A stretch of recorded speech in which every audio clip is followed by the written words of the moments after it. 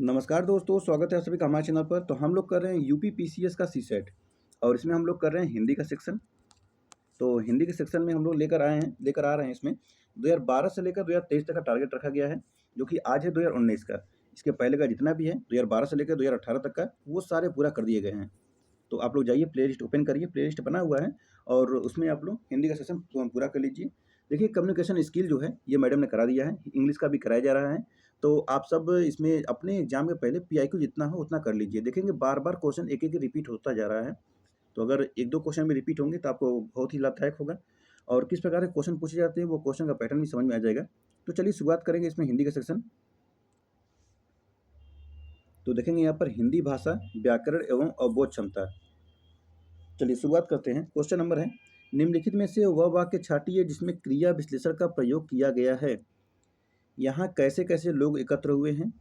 यहाँ वह काली गाय घास चर रही है। तीसरा है, मुझसे खट्टा फल नहीं खाया जाता है। और चौथा है, तुम जी जान लगाकर पढ़ रहे हो। तुम जी जान लगाकर पढ़ रहे हो। इसमें ऑप्शन नंबर डी लगा देंगे। इसमें ऑप्शन नंबर डी लगाएंगे। तुम जी जान लगाकर पढ़ रहे हो। इसमें क्या है, तुम जी जान लगाकर पढ़ रहे हो। वाक्य में रीतिवाचक क्रिया विशेषण जान लगाकर प्रयोग किया गया है और जबकि अन्य कैसे-कैसे काली और खट्टा शब्द संज्ञा का विशेषता बता रहे हैं। ऑप्शन नंबर इसमें डी हो जाएगा। ठीक है। रामचरितमानस की रचना किस भाषा में हुई। खड़ी बोली हिंदी, ब्रजभाषा, अवधी या मैथिली।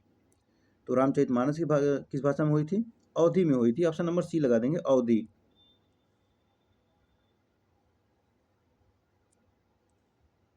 देखेंगे यहाँ पर, रामचरितमानस की रचना अवधी भाषा में हुई है।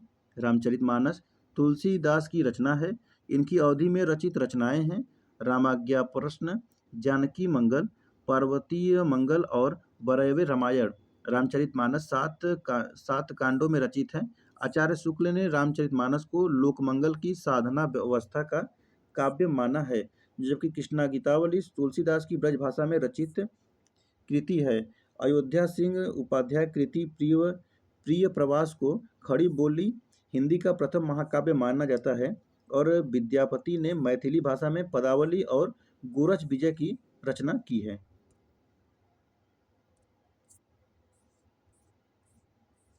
अभ्यंतर का विलोम क्या होता है। अभ्यंतर का तो ये होता है बाह्य। अभ्यंतर का क्या होता है, बाह्य होता है। ऑप्शन नंबर ए लगा देंगे, बाह्य। देखेंगे अभ्यंतर का विलोम बाह्य, जबकि अंदर का विलोम बाहर। प्रश्न के अंतर्गत ये सब तर्कसंगत नहीं है बाकी। क्वेश्चन नंबर 69 है, निम्नलिखित वाक्यों को शुद्ध पहचानिए। चारदीवारी के पार एक सुंदर इमारत है। उपरोक्त वाक्य का संज्ञान लें। शिक्षेतर कर्मचारी आज शाम को एकत्र होंगे। यह कार्य अत्यंत महत्वपूर्ण है। तो इसमें ऑप्शन नंबर डी लगाएंगे, यह कार्य अत्यंत महत्वपूर्ण है। चलिए, निम्नलिखित में से व्यंजनों में से कौन से व्यंजन का उच्चारण तालु से होता है। तालु से, क, ढ, छ, म। अच्छा, आप बोल के भी समझ सकते हैं। इसमें बोल के भी समझ सकते हैं। बोलिए, खुद से खुद समझ में आ जाएगा। क, देखिए क आ रहा है कंठ से। ढ मूर्धन्य से आता है। म प ओठ से आता है। लेकिन छ देखेंगे, च, छ, ज, ये तालु से आता है। यानी ऑप्शन नंबर इसमें सी लगा देंगे, छ हो जाएगा, छ। बच्चा शब्द का तत्सम रूप होता है। बच्चा का, बच्चा क्या होगा, वच्च होता है, बालक होगा, वत्स होगा, या बाल होगा। तो बच्चा का तत्सम देखिए हो जाएगा वत्स। ऑप्शन नंबर सी लगा देंगे, वत्स। चलिए नेक्स्ट देखेंगे, ऐसे शब्द जो उच्चारण और वर्तनी की दृष्टि से समान हो पर व्युत्पत्ति तथा अर्थ की दृष्टि से भिन्न हो कहलाते हैं। क्या कहलाते हैं। पर्यायवाची शब्द, समरूप या समोच्चारित शब्द, विपर्याय या विलोम शब्द, या कोई नहीं। तो इसमें लगा देंगे ऑप्शन नंबर बी, समरूप या समोच्चारित शब्द। ऑप्शन नंबर बी करेक्ट हो जाएगा। देखेंगे, ऐसे शब्द जो उच्चारण और वर्तनी की दृष्टि से समान हो पर व्युत्पत्ति तथा अर्थ की दृष्टि से भिन्न हो समरूप या समोच्चारित शब्द कहलाते हैं। जबकि वाक्य में यदि एक शब्द के स्थान पर दूसरा शब्द रखा जा सके और अर्थ में कोई अंतर न पड़ता हो तो उस शब्द समूह को पर्यायवाची शब्द कहा जाता है। उल्टे या विपरीत अर्थ में प्रयुक्त होने वाले शब्दों को विपरीतार्थक विलोम शब्द कहा जाता है। हंस पद विराम चिन्ह का प्रयोग होता है वाक्य पूरा करने के लिए, संकेत देने के लिए, अर्थ स्पष्ट करने के लिए या लिखने में अक्षर छूटने का संकेत देने के लिए। हंस पद, तो ये ऑप्शन नंबर डी लगा देंगे, लिखने में अक्षर छूटने का संकेत देने के लिए है। ठीक है। अच्छा, अब देख लीजिए इसका कौन कौन होता है। देखिए, पूर्ण विराम दिया जाता है ऐसे एक खड़ी फाई। अल्प विराम क्या है, मतलब ऐसे कॉमा। योजक चिन्ह ऐसे दिया जाता है। और प्रश्नवाचक, तो ये तो ऐसे बनाया जाता है प्रश्नवाचक चिन्ह। विस्मय बोधक, तो ये विस्मय बोधक है, नीचे बिंदु बनाया जाता है। अर्ध विराम क्या है, तो अर्ध विराम ऐसे ऐसे करेंगे इसको, अर्ध विराम। विवरण चिन्ह क्या है, विवरण चिन्ह मतलब कि इसके आगे विवरण देना है, ऐसे लगा देते हैं। लोपवर्जन क्या है, लोपवर्जन चिन्ह, तो इसको समझिए कि ऐसे कट का निशान लगाएंगे 3। संक्षेप और लाघव चिन्ह क्या है, तो ये ऐसे 0 लिखते हैं। अधिकतर देखिए ये विस्मय बोधक और अर्ध विराम और विवरण पूछेगा, और योजक चिन्ह नहीं, हाँ योजक चिन्ह भी अल्प विराम में पूछता है। अपनी करनी पार उतरनी का अर्थ क्या होता है। दूसरे के कर्मफल को स्वयं भी भुगतना पड़ता है, अपने कर्म का फल स्वयं भोगना पड़ता है, कर्म का फल अवश्य मिलता है, या दूसरे के अच्छे कर्मों का अनुकरण करना चाहिए। ऑप्शन नंबर बी हो जाएगा, अपने कर्म का फल स्वयं भोगना पड़ता है। अपनी करनी पार उतरनी लोकोक्ति का अर्थ अपने कर्म का फल स्वयं भोगना पड़ता है होता है। लोक में प्रचलित उक्ति को ही लोकोक्ति कहा जाता है। दूसरे शब्दों में कह सकते हैं कि जब कोई पूरा कथन किसी प्रसंग विशेष में उद्धत किया जाता है तो लोकोक्ति कहलाता है, इसी को कहावत भी कहा जाता है। 75 नंबर है, पीताम्बर में कौन सा समास है। पीताम्बर में द्विगु, अव्ययी भाव समास, कर्मधारय समास या बहुब्रीहि समास। पीताम्बर में कौन सा समास होता है, तो ये होता है बहुब्रीहि समास। ऑप्शन नंबर डी लगा देंगे, बहुब्रीहि समास। चलिए देखिए, पीताम्बर में बहुब्रीहि समास है। इसका समास विग्रह होता है। पीत और अंबर जिसका अर्थ कृष्ण है। समास में आए पदों को छोड़कर जब किसी अन्य पद की प्रधानता हो तब उसे बहुब्रीहि समास कहते हैं। कर्मधारय समास समास समस्त होने वाले पद समानाधिकरण हो, अर्थात विशेष से विशेषण भाव को प्राप्त हो, कर्ता कारक के हो और लिंग वचन में समान हो, वहाँ कर्मधारय समास होता है। नोट देखेंगे, पीत प्लस अंबर पीताम्बर। पीताम्बर शब्द में कर्मधारय समास भी होता है, परंतु विकल्प में कर्मधारय और बहुब्रीहि होने पर बहुब्रीहि भी माना जाएगा। चलिए अब गद्यांश आता है, गद्यांश को पढ़ के आपको आंसर देना है। देखेंगे क्वेश्चन नंबर 76 से लेकर 80 तक का आंसर गद्यांश के आधार पर देना है, जो उसमें लिखा रहेगा उसी को सत्य मानना है। मानव के पास समस्त जगत को देखने परखने के 2 नजरिए हैं, एक आशावादी, दूसरा निराशावादी। इसे सकारात्मक और नकारात्मक दृष्टि भी कहते हैं। जो आशावादी या सकारात्मक मार्ग पर चलते हैं वे सदैव आनंद की अनुभूति प्राप्त करते हैं, तथा निराशावादी या नकारात्मक दृष्टि वाले दुख के सागर में डूबे रहते हैं और सदा अपने आप को प्रस्थापित करने के लिए तर्क किया करते हैं। वे भूल जाते हैं कि तर्क और कुतर्क से ज्ञान का नाश होता है एवं जीवन में विकृति उत्पन्न होती है।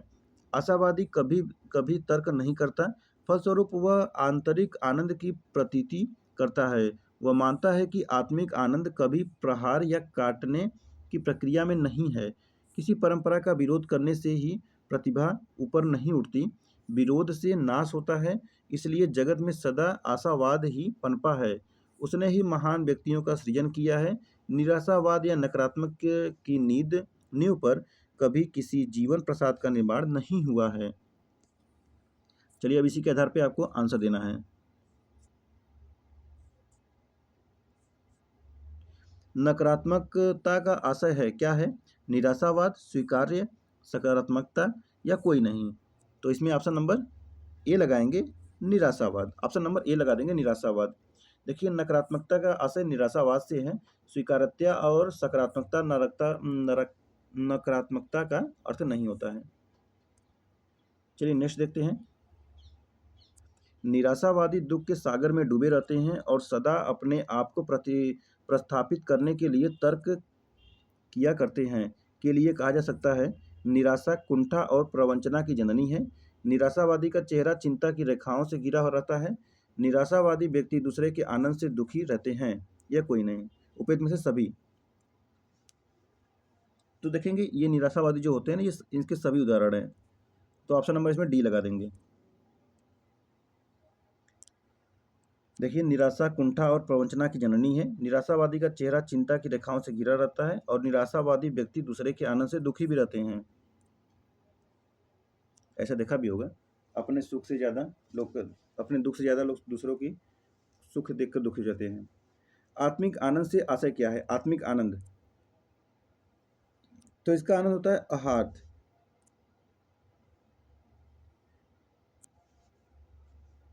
चलिए आगे बढ़ेंगे। Question number 79। इस अवतरण का सर्वथा उपयुक्त शीर्षक हो सकता है आशा और निराशा, जीवन और आशावाद, आशा ही जीवन है, या आशावादी और निराशावादी। अवतरण, तो ये हो जाएगा जीवन और आशावाद। ऑप्शन नंबर बी लगा देंगे। 80 नंबर। परंपरा का विरोध करने से प्रतिभा ऊपर नहीं उठती का आशय है। परंपरा व्यक्ति को दकियानूसी बनाती है। परंपरा का विरोध व्यक्ति को प्रतिभा संपन्न बनाता है। परंपरा को स्वीकारने से प्रतिभा नष्ट नहीं होती। परंपरा और प्रतिभा में अन्योन्याश्रित संबंध है। ऑप्शन नंबर सी लगा देंगे इसमें। परंपरा को स्वीकारने से प्रतिभा नष्ट नहीं होती। ऑप्शन नंबर सी, ये ऊपर नहीं उठती का आशय है। अंक शब्द का अर्थ नहीं होता है अंक का, गोद, चिन्ह, संख्या या अंग। तो इसमें ऑप्शन नंबर डी लगाएंगे, क्या? अंग हो जाएगा, अंग। ठीक है, देखेंगे अंक शब्द का अर्थ नहीं है, जबकि गोद, चिन्ह और संख्या अंक का ही अर्थ है। अंग का अर्थ क्या होता है? शरीर का कोई अवयव या अंश या और शाखा, या तो शाखा, ब्रांच। 82 नंबर देखेंगे। निम्नलिखित में से खिड़की का पर्यायवाची, तो खिड़की का पर्यायवाची होता है बारी, बतायन, दरीचा, मतलब सभी हो जाएंगे। ऑप्शन नंबर डी लगा देंगे इसमें। चलिए 83। निम्नलिखित में से अशुद्ध वर्तनी बताइए। अशुद्ध वर्तनी, देखिए उज्ज्वल सही लिखा हुआ है, निसंदेह सही लिखा है, निसंकोच भी सही लिखा है, लेकिन महत्व गलत लिखा हुआ है। महत्व में क्या होता है? तो देखेंगे यहाँ पर महत्व, यहाँ पर क्या रहेगा? देखिए और फिर आधा त, फिर आधा त, फिर वह, महत्व, ऐसे होता है। ठीक है,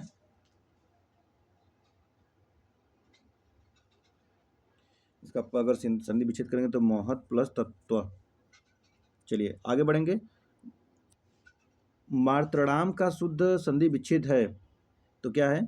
मार्त प्लस ऋणाम। ऑप्शन नंबर बी लगा देंगे। देख लीजिए कैसे कैसे हुआ है। मार्त प्लस ऋणाम, मार्तृणाम। शुद्ध संधि विच्छेद कैसे है? मार्तृणाम में दीर्घ संधि है, और यदि अ, आ, ई, बड़ी ई, उ, छोटा उ, बड़ा उ, औ, ऋण के बाद वे ही ह्रस्व या दीर्घ स्वर आए, तो दोनों मिलकर क्रमशः आ, बड़ी ई, बड़ा उ और री का हो जाता है, तो उसे दीर्घ संधि कहते हैं। जैसे पृथ प्लस ऋण, पृथृण, भानु प्लस उदय, भानुदय, गिरी प्लस ईश, गिरीश। क्वेश्चन नंबर 85 है। गमला और आल्पिन किस भाषा का शब्द है? गमला और आल्पिन, गमला और आल्पिन देखिए पुर्तगाली है। कौन सा है? पुर्तगाली। आपको ऑप्शन नंबर सी में दिख रहा होगा, पुर्तगाली। अच्छा, इसमें और भी भाषा है, चलिए इसको आज देख लीजिए। गमला और आल्पिन पुर्तगाली भाषा के शब्द हैं। कुछ अन्य पुर्तगाली शब्द हैं, जैसे आलमारी, बाल्टी, चाबी, फीता, तंबाकू, इस्पात, कमीज।